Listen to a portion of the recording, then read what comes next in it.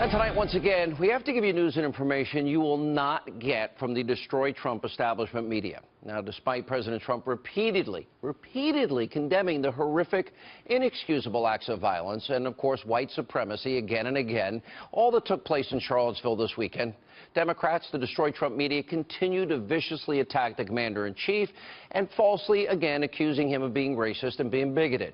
And just like they accuse Republicans, right? We've chronicled this how many years? Every 2 to 4 years, they do that during elections. Well, earlier today, the president fought back. He did it in a big way. He let the media have it during a press event at Trump Tower, where he once again condemned these white supremacist groups. Watch this. I've condemned neo-Nazis. I've condemned many different groups, but not all of those people were neo-Nazis, believe me. Not all of those people were white supremacists by any stretch. You had a group on one side and you had a group on the other, and they came at each other with clubs, and it was vicious, and it was horrible, and it was a horrible thing to watch. But there is another side. There was a group on this side, you can call them the left, or you've just called them the left, that came violently attacking the other group. So you can say what you want, but that's the way it is. He also repeatedly called out the fake news media. Watch this. If the press were not fake, and if it was honest, the press would have said what I said was very nice. But unlike you and unlike the media, before I make a statement, I like to know the facts. That was a horrible, horrible day. Wait a minute, I'm not finished. I'm not finished, fake news. I'm not finished, fake news. The mainstream media, once again, hysterical. Complete meltdown mode today because President Trump told some truths. Yes, there are a lot of truths here. White supremacist groups, they are disgusting. They are despicable. All people of goodwill and conscience agree. But there was both sides causing violence. Want to believe it? Take a look. This is out-of-control violence. It is complete mayhem. The people that provoked this, yeah, I'll agree. They were the white supremacists. They are the ones that are most responsible. And you know what? Let me say this about some of the protesters. They came out for all the right reasons. This brings out a morally justifiable anger in people that are that ignorant. But it does not give these alt-left protesters, doesn't give people of good conscience even, the right to attack them, punch them, hit them, etc. We completely disagree with everything these white supremacist groups stand for, believe in. They're not conservatives. They're not Republicans. We don't know these people, small percentage of the population. But under the First Amendment in this country, they have a right to say hateful, awful, and even racist things, whether we like it or not. Now, the ACLU tonight, one of the biggest Trump-hating groups, even defended these white supremacists and their right to hold the rally. Now, this group even put out a statement. They said, quote, "The First Amendment is a critical part of our democracy. It protects even vile, hateful, and ignorant speech. And for this reason, the ACLU of Virginia defended the white supremacist right to march, but we will not be silent in the face of white supremacy. Those who stand silent enable it, including the president." And the ACLU also tweeted, "Not sure," pay attention, because they're repeating what the president said, "not sure who provoked first. Both sides were hitting each other at Justice Park before the police arrived." They also added, "The guy on the ground is a Unite the Right protester. Those in black and red are Antifa protesters." And where are the police, by the way? Is anyone asking that question tonight? Why didn't the Democratic Governor Terry McAuliffe, the Democratic mayor of this city, why did they not order the police to stop the violence sooner?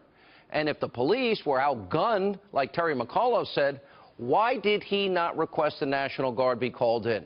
And there's the fact that Destroy Trump media, they will never, ever be satisfied with how many times the president condemns racism, violence, white supremacy, bigotry, the likes of which we saw this weekend in Charlottesville. How many times does this president have to say it?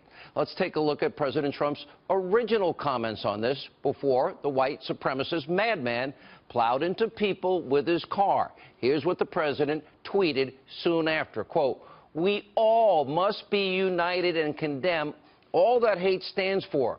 There's no place for this kind of violence in America. Let's come together as one."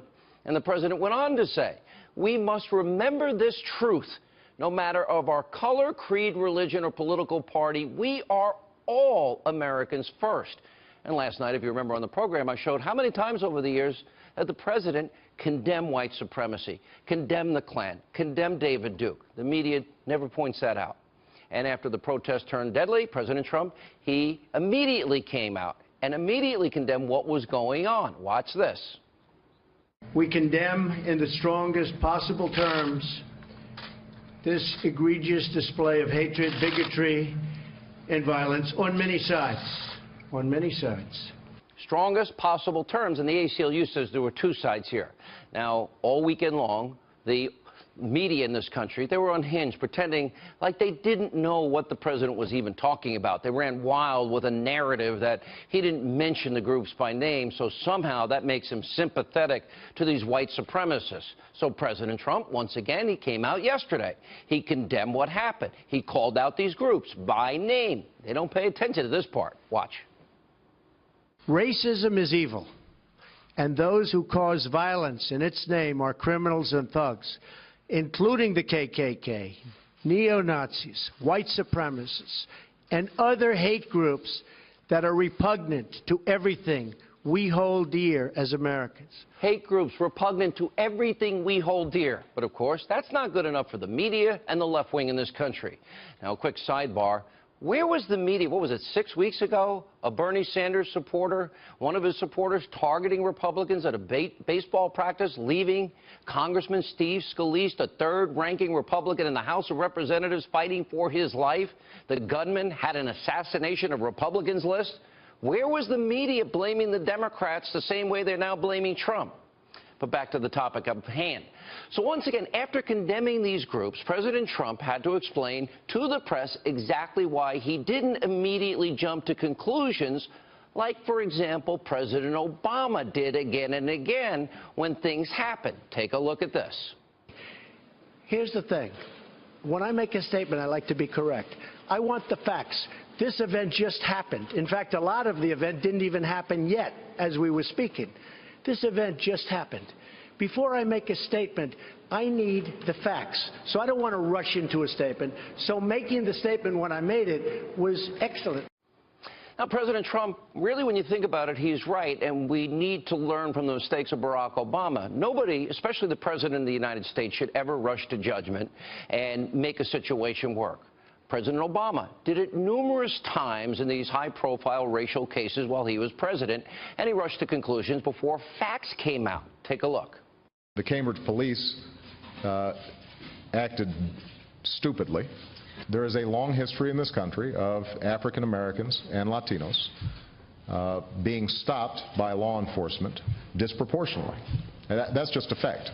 When Trayvon Martin was first shot, I said that this could have been my son.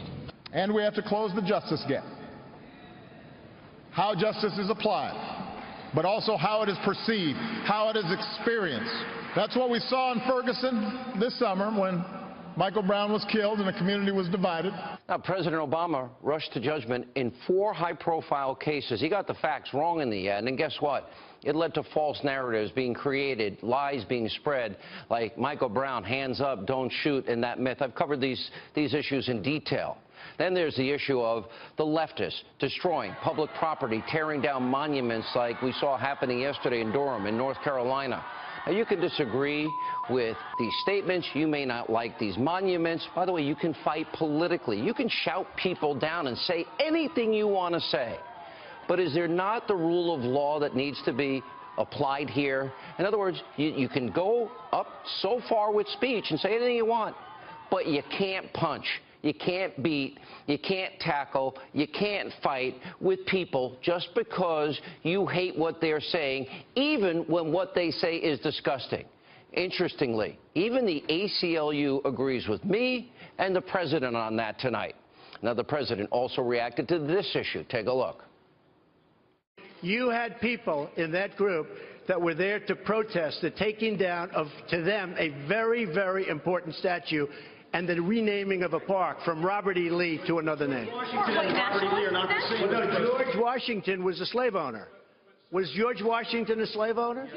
So will George Washington now lose his status? Are we going to take down, excuse me, are we going to take down statues to George Washington? How about Thomas Jefferson? What do you think of Thomas Jefferson? You like him? I do love Thomas. Okay, good. Are we going to take down the statue? Because he was a major slave owner. Now, we're going to take down his